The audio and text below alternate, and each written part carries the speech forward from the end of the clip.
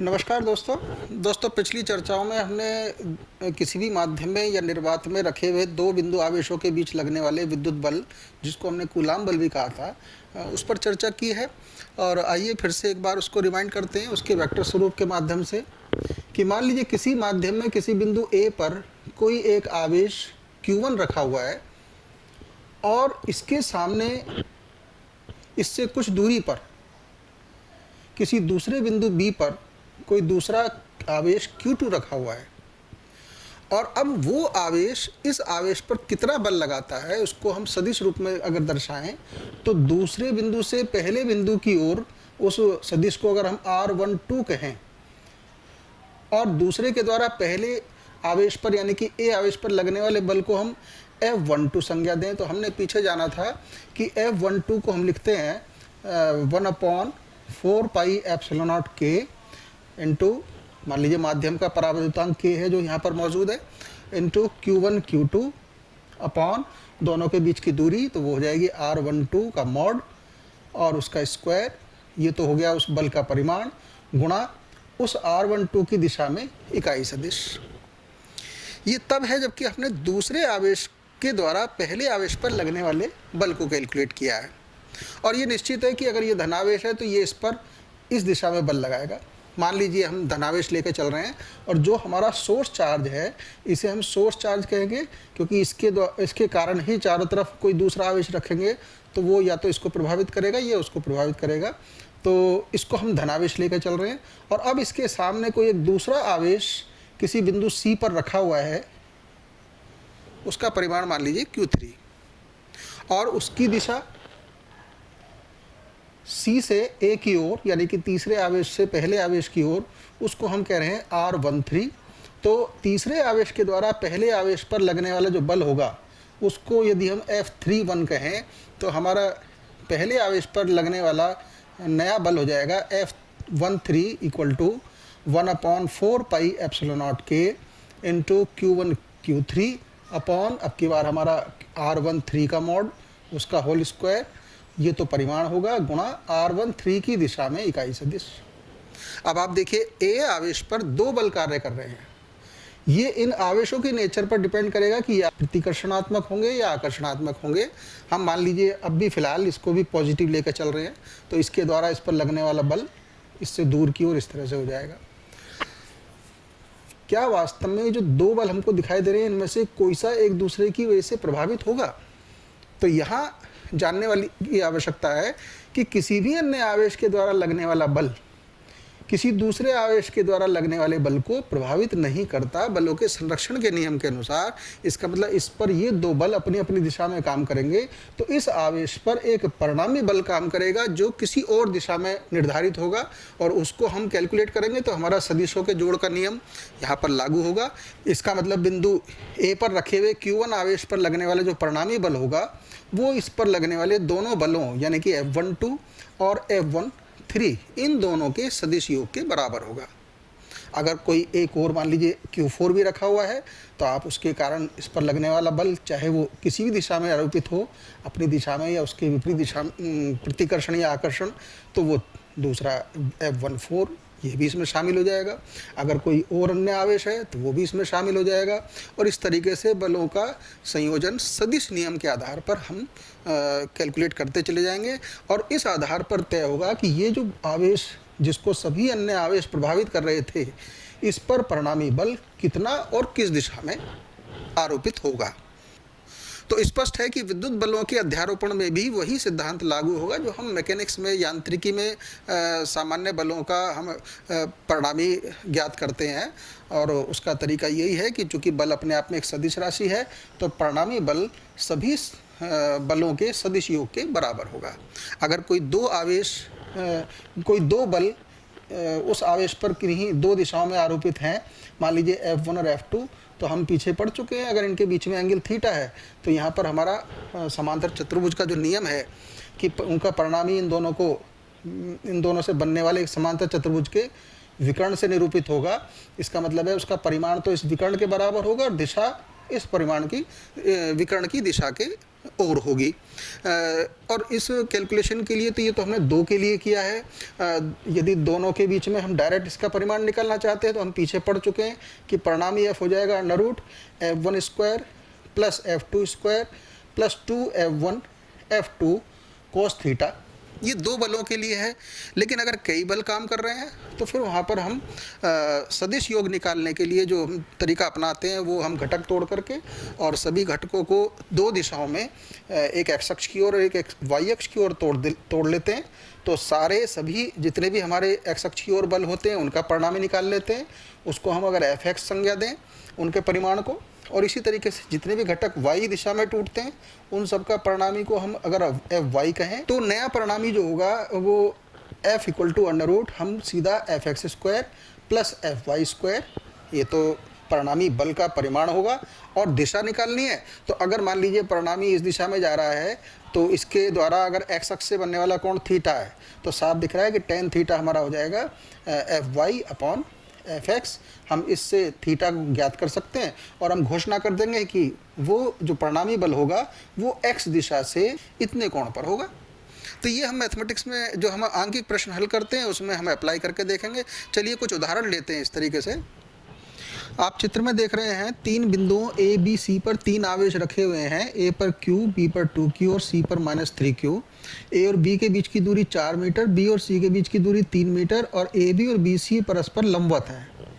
तो प्रश्न हमारा ये है कि ए बिंदु पर जो आवेश रखा हुआ है इस ए पर दोनों आवेशों के कारण कुल कितना बल आरोपित होगा। तो आप देखिए बारी बारी से देखते हैं। पहले बी के द्वारा ए पर देखें, एफ बी ए, उसका हम परिमाण ले रहे हैं तो वो होगा हमारा 1/4 पाई एप्सिलॉन नॉट, जिसको हम के लिख रहे हैं मान लीजिए।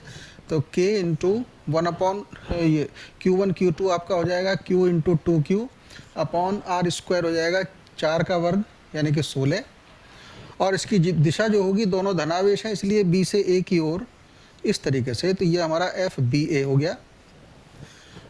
इसी तरीके से CA पर C माइनस में चार्ज है और ये प्लस का है, तो इन दोनों को मिलाने वाली रेखा के अनुदिश आपकी बार आवेश C इसको अपनी ओर आकर्षित करेगा, इसलिए बल की दिशा ये होगी FC के द्वारा A पर। और इसका परिमाण होगा FCA equal to K into आवेश हो जाएगा Q इंटू 3Q अपॉन, और दूरी अब की बार आप देखिए पाइथागोरस थ्योरम से हमसे निकाल सकते हैं 4 मीटर और 3 मीटर के अकॉर्डिंग ये हो जाएगा अंडर रूट 16 जमा 9 अंडर रूट 25 का मतलब 5। तो आर स्क्वायर के अकॉर्डिंग 5 का वर्ग यानी कि 25, और इसकी दिशा अब की बार ए से सी की ओर होगी। अब हम 2 बल देख रहे हैं, दोनों के परिमाण हमें मालूम हो गए, अब इनका परिणामी ज्ञात करना है। तो ए बिंदु पर, मैं इसको यहाँ दिखा रहा हूँ, ए बिंदु पर एक्स अक्ष और वाई अक्ष की अगर हम दिशाएं तोड़ें तो आप देखिए एफ बी ए वो आपका -x की ओर है और एफ सी ए वो एक कोण बना रहा है एफ सी ए जो कि ए बी यानी कि इस दिशा से थीटा कोण पर है। तो अगर यहाँ पर वो थीटा कोण ये है तो आप देखिए घटक तोड़ लीजिए, इसका एक घटक इधर आ जाएगा एफ सी ए कॉस थीटा और इधर आ जाएगा एफ सी ए साइन थीटा, और कॉस थीटा और साइन थीटा हम यहाँ से निकाल सकते हैं। कॉस थीटा हो जाएगा आधार 4 बटे कर्ण 5 यानी कि हो जाएगा 4/5 एफ सी ए, और ये हो जाएगा इसी तरीके से साइन थीटा आपका 3/5, तो ये हो जाएगा 3/5 एफ सी ए। अब हमारे पास परिमाण के रूप में एफ पी और एफ सी ए की वैल्यू ये रखी हुई है। तो आप देखिए यहाँ पर परिणामी एक्स डायरेक्शन में जो बल बैठेगा एक्स दिशा में, आप देखिए दोनों बल एफ बी ए और 4/5 एफ सी ए परस्पर विपरीत दिशा में है, तो परिणामी इन दोनों का डिफरेंस के इक्वल हो जाएगा। तो मैं इनको दोनों को एफ बी ए डिफरेंस 4/5 एफ सी ए और इनका मान आप यहाँ से भर सकते हैं। ये आपका हो जाएगा जो आपका बना था, इसको हम कह सकते हैं k into Q square upon 8, और ये हो जाएगा आपका 3k क्यू स्क्वायर अपॉन 25। इन दोनों वैल्यूज़ को यहाँ पुट कर दीजिए तो एफ बी हो गया आपका एफ बी ए हो गया आपका k Q square upon 8 minus, और इसका 4/5 करेंगे तो ये हो जाएगा 12/125 k Q square upon k Q square. आप इसको सॉल्व कर सकते हैं, ये आपका एक्स अक्ष की दिशा में दोनों बलों का परिणामी आ गया।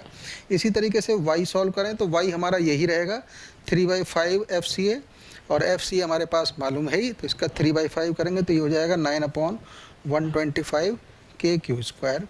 अब आपके पास एफ एक्स भी मालूम है, एफ वाई भी मालूम है, तो परिणामी हो जाएगा f equal to under root f x square plus f y square. आपके जो वैल्यूज़ आएंगी, इन वैल्यूज़ को आप दोनों को यहाँ पुट करके परिणामी एफ का मान ज्ञात कर सकते हैं। के का मान आप बाद में भर दीजिए, 1/4, ये हमारा 9 × 10⁹ और क्यू जिस रूप में भी दिया हुआ है, अगर ये माइक्रोन में दिया हुआ है तो आप उसको जो उसकी एग्जैक्ट वैल्यू है उसको आप पुट करके फाइनलाइज कर लीजिए। यहाँ हम अगर उसकी दिशा निकालनी चाहें परिणामी की क्या होगी, तो परिणामी वेक्टर हम देख रहे हैं यहाँ से tan थीटा जो बैठेगा वो हो जाएगा हमारा f y upon f x.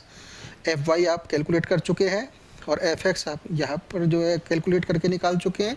इन दोनों का आप रेशो ले लीजिए, तो जो भी सॉल्यूशन आएगा theta equal to tan inverse that value. और आप डिक्लेयर कर सकते हैं कि जो परिणामी होगा, चूँकि हमने यहाँ पर थीटा ए बी से नापा था, तो हम यहाँ पर जो रिजल्ट घोषित करेंगे वो कहेंगे कि हमारा इन ए बिंदु पर जो परिणामी बल काम करेगा वो उस ए बी दिशा से इतने कोण पर होगा, जो यहाँ पर आप निकाल पाएंगे आंसर। तो इस तरीके से हम इसका सॉल्यूशन निकाल सकते हैं।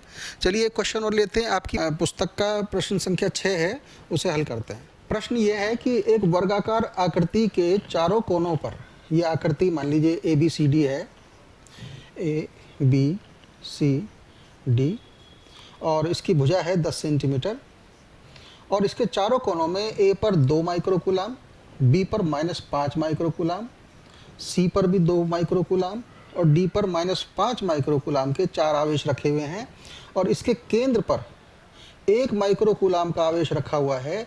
तो प्रश्न ये है कि इस 1 माइक्रोकूलाम पर परिणामी बल कितना आरोपित होगा।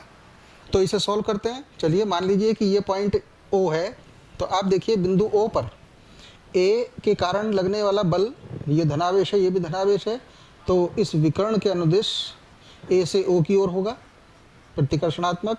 इसी तरीके से सी आवेश इस पर अपने से दूर की ओर इस दिशा में बल लगाएगा, क्योंकि ये भी धनावेश है, जबकि ये ऋणावेश है तो ये अपनी ओर आकर्षित करेगा, तो ये बल इस दिशा में होगा। और चौथा बल अपनी ओर आकर्षित करेगा तो ये इस दिशा में होगा।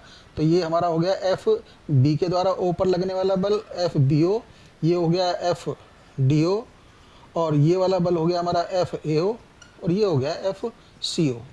और आप देख रहे हैं अब ओ बिंदु पर 4 बल काम कर रहे हैं, और चारों बलों में एफ बी ओ है हमारा 1/4πε0, यानी कि उसको हम मान लीजिए के कहें तो के इंटू Q1 Q2, तो वो हो जाएगा आपका 5 × 1 जा 5 × 1 × 10⁻12 अपॉन आर,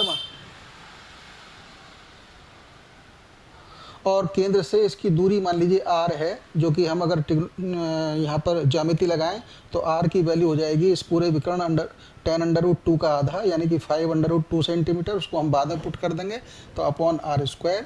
इसी तरीके से दूसरी दिशा में एफ डी ओ हम देख रहे हैं कि यहाँ पर भी आवेश की मात्राएं वही हैं 5 × 1, तो यहाँ भी आपका k × 5 × 1 अपॉन r² × 10⁻12, और इसकी दिशा इसके विपरीत है।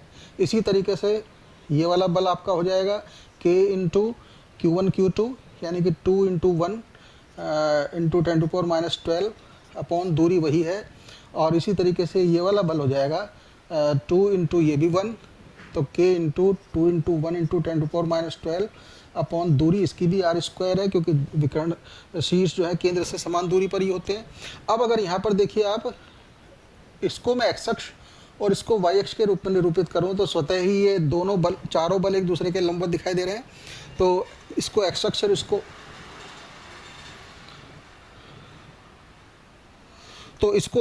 इसको y अक्ष मानते हुए आप देखिए परिणामी x कितना होगा। x अक्ष पर परिणामी बल, तो आप देखिए दोनों दिशाएं विपरीत दिशा में हैं, इसलिए दोनों कैंसिल आउट होंगे, और आप देख रहे हैं परिमाण में बराबर है, तो पहला मान माइनस दूसरा मान ये आपका 0 हो जाएगा।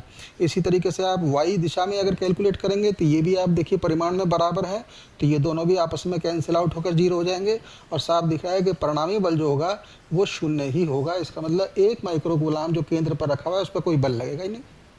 लेकिन यहाँ हम एक दूसरा क्वेश्चन ऐड करें कि चलिए 1 की बजाय आप बी बिंदु पर बल लगाए, बताइए कितना होगा। तो बी बिंदु पर बल के लिए आपको फिर दोबारा से बल और उनकी दिशाओं के आधार पर मान तोड़ने पड़ेंगे। तो फिर दोबारा से एक डायग्राम बनाते हैं। तो बी बिंदु के लिए देखिए, मान लीजिए कि यहाँ बी बिंदु अब की बारी ये है हमारा, तो ए बिंदु बी पर जो बल लगाएगा वो इस पर आकर्षणात्मक लगाएगा, आकर्षण करेगा। तो इस दिशा में तो हो गया एफ ए बी। इसी तरीके से बी पर सी जो लगाएगा, ये भी धनावेश है ऋणावेश है, तो ये इसको अपनी ओर आकर्षित करेगा, तो ये हो जाएगा एफ सी बी।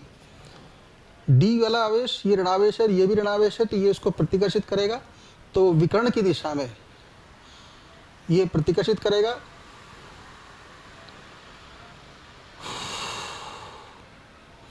तो ये हो जाएगा एफ डी बी।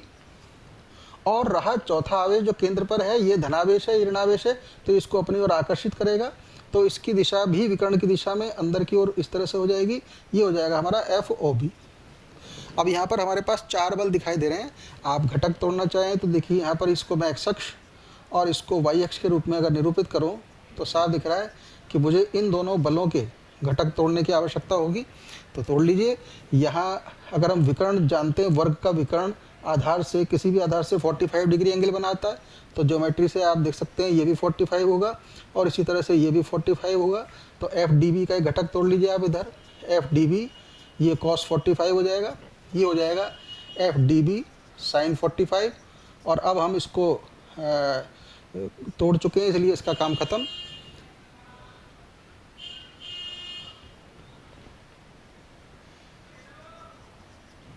और अब हम इसको तोड़ चुके हैं, इसलिए इसका काम खत्म। इसी तरीके से एफ ओ बी को तोड़िएगा, तो इस दिशा में आप देखिए एफ ओ बी और कॉस 45, और इस दिशा में हो जाएगा एफ ओ बी साइन 45। इसका मतलब है आपके इस बल का काम भी खत्म। अब आप देखिए एक्स अक्ष पर कुल मिलाकर के कितने बल दिखाई दे रहे हैं हमको। तो परिणामी एफ एक्स जो होगा, आप देखिए एक बल ये रहा, एक ये और एक ये दोनों एक दिशा में है, तो ये दोनों ऐड कर दीजिए और उसमें से इसको सेपरेट कर दीजिए। तो कुल मिलाकर हो जाएगा एफ ओ बी कॉस 45 होता है 1/√2, तो f O B upon √2 plus f A B, और ये अपोजिट डायरेक्शन में, इसलिए माइनस में एफ डी बी और cos 45 अपॉन √2 होता है। तो ये हो गया एक्स डायरेक्शन में रिजल्टेंट। इसी तरीके से वाई डायरेक्शन में जो होगा, वाई डायरेक्शन में हम देख रहे हैं एक बल ये रहा, एक एफ सी बी है और एक ये है, ये दोनों एक दिशा में है, ये अपोजिट डायरेक्शन में, तो इन दोनों को ऐड करके इसमें से सब्ट्रैक्ट कर दीजिए या इसको सब्ट्रैक्ट कर दीजिए। तो ये हो जाएगा f C B plus f O B, और साइन 45 भी 1/√2 होता है, तो अपॉन √2 माइनस, और ये एफ डी बी अपॉन √2। अब आपके पास इनकी जो न्यूमेरिकल वैल्यू है वो यहाँ से सॉल्व करनी रह गई हैं, तो आप देखिए सॉल्व कर सकते हैं। ओ बी और बी के बीच में लगने वाला बल, तो वो हो जाएगा के इंटू Q1 Q2 हो जाएगा 5 1 जा 5, और बाइक्रोन में है इसलिए दोनों ही -12 रिजल्टेंट हो जाएगा, अपॉन आर स्क्वायर। हमने देखा था अभी ये 10, तो ये 5√2 था, तो 5/2 का होल स्क्वायर। इसको आप सेंटीमीटर में है तो कन्वर्ट कर लीजिए मीटर में, तो -4 हो जाएगा। इसी तरीके से प्लस एफ ए बी, ए के द्वारा बी पर लगने वाला बल, तो इसके लिए Q1 Q2 2 × 5 हो जाएगा, यानी कि 10। के तो आपका कांस्टेंट वही रहेगा जो कूलाम कांस्टेंट है, इंटू 2 5 या 10 10⁻⁻12, ये तो न्यूमरेटर हो जाएगा।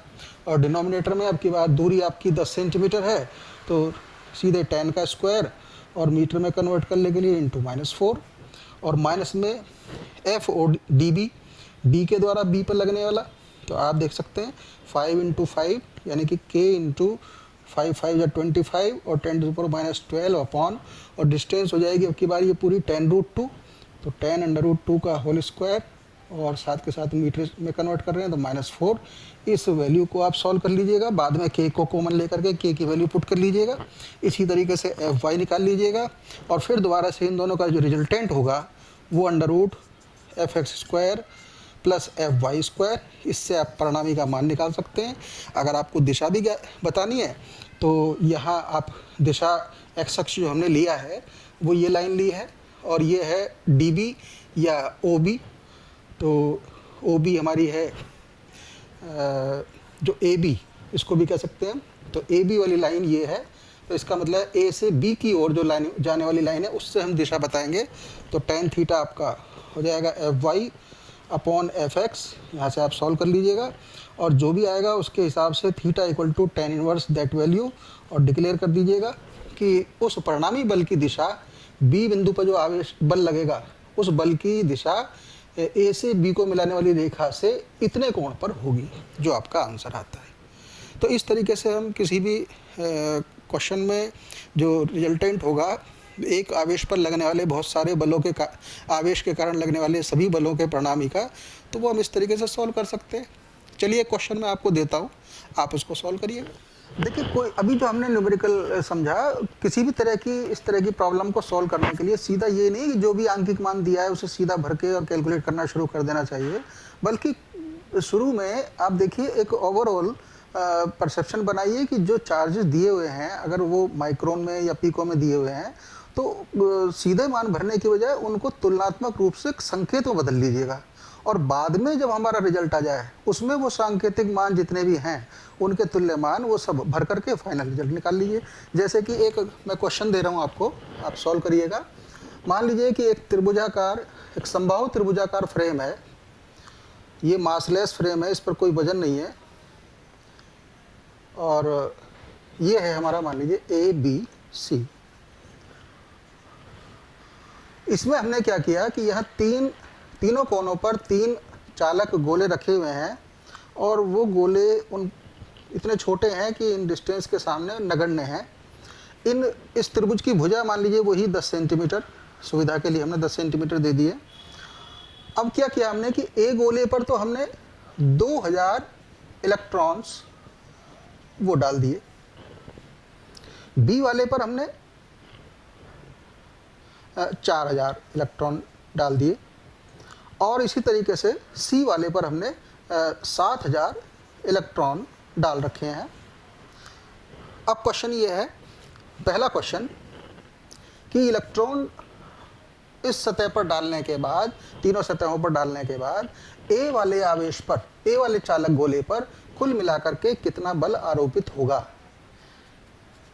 अब साफ दिख रहा है कि ए वाले गोले पर बी और सी दोनों बल आरोपित करेंगे, तो आपको उसी तरीके से ये धनावेश है, ये भी यहाँ पर आपको ध्यान देना होगा कि इलेक्ट्रॉन छोड़े जा रहे हैं इसलिए सतहें ऋणावेशित होंगी, तो इस पर भी माइनस चार्ज, इस पर भी माइनस चार्ज, तो समान आवेश होने के कारण बी वाला आवेश इसको प्रतिकर्षित करेगा, तो एक बल तो इस दिशा में लगेगा।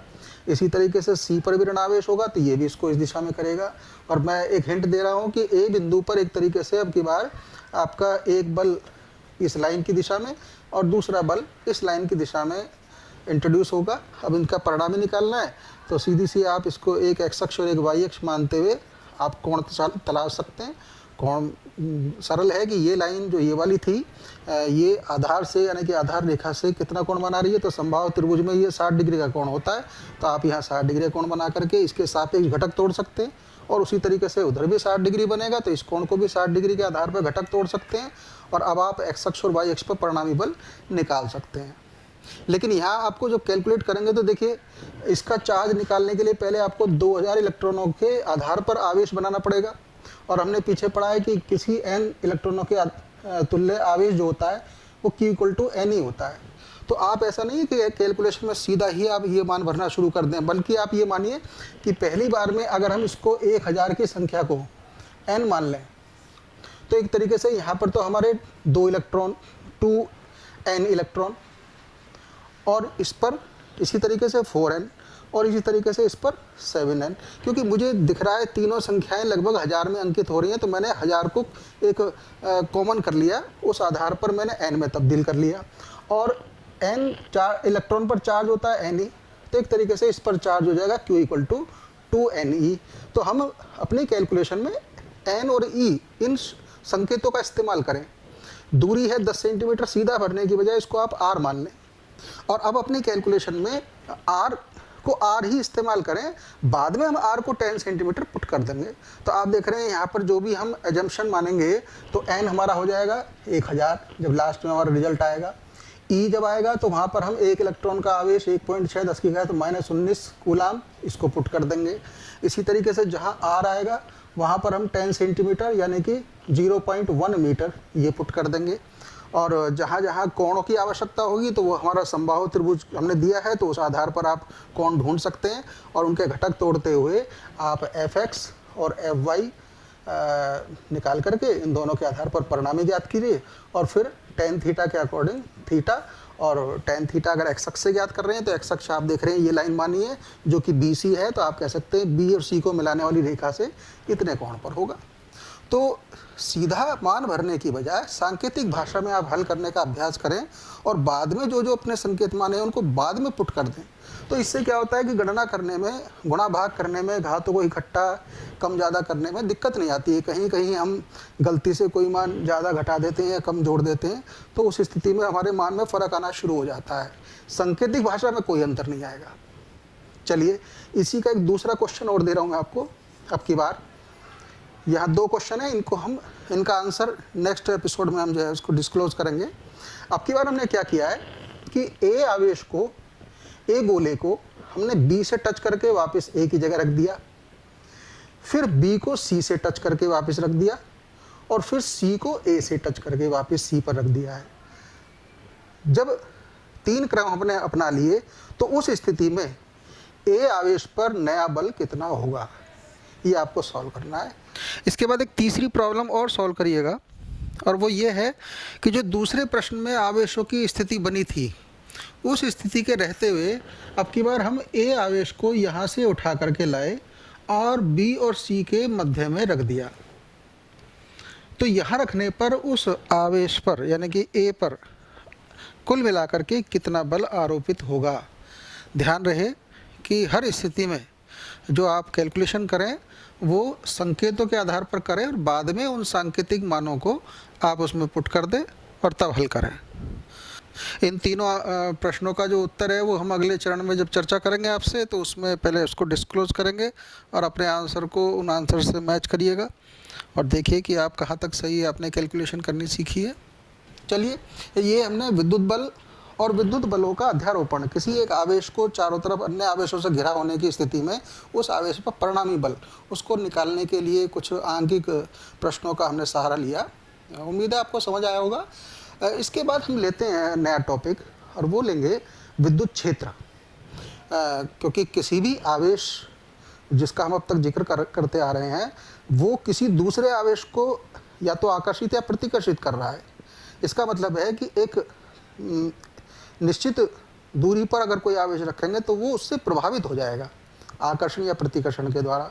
और हमने जो विद्युत बल का फॉर्मूला पढ़ा है कूलाम बल का, उसमें दूरी भी आती है। यानी कि अगर थोड़ा सा दूरी हम बढ़ा दें तो दूरी के वर्ग के व्युत्क्रमानुपातिक है, इसका मतलब वो बल थोड़ा घट जाएगा। इसका मतलब उस आवेश का जो प्रभाव पहले पड़ रहा था वो अब थोड़ा सा घट जाएगा। थोड़ा और दूर करिए तो और घट जाएगा। और ये केवल इसी दिशा में नहीं होगा, ये सभी दिशाओं में होगा। इसका मतलब है जो आवेश हमारा सोर्स चार्ज है उसका प्रभाव हम देख रहे हैं कि कदम कदम पर धीरे धीरे दूर जाने पर, सभी दिशाओं में दूर जाने पर घटता जा रहा है।